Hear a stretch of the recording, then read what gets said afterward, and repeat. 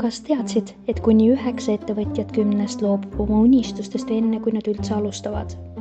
Neil on visioon, ambitsioon ja ressursid, et oma ideed ellu viia. Kuid kui nad edasi liiguvad, tekivad probleemid.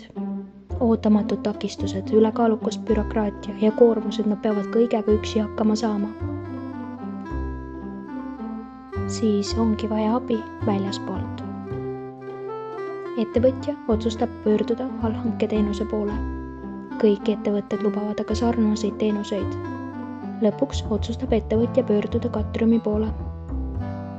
Mis eristab siis Catriumi? Catriumis mõistame, mis on ettevõtlus, kui raske see võib olla ja mida see nõuab. Catrium sündis soovist aidata ettevõtjaid. Meie eesmärk on aidata ettevõtetel kasvada ja leida lahendusi igapäevastele väljakutsetele.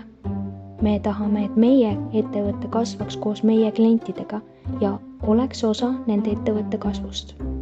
Kui meie kliendil on probleem, käsitleme seda kui oma probleemi ja astume sellele koos vastu. Iga klient on meie jaoks ainulaadne, mitte lihtsalt üks teiste seas. Ja me kohtleme sinu kliente alati kui oma kliente. Ettevõtlus on muutumine, millegi uue õppimine ja selle poole püüdlemine. See on võimalus vaadata tulevikku ja näha positiivseid asju. See on probleemide lahendamine ja uudishimu.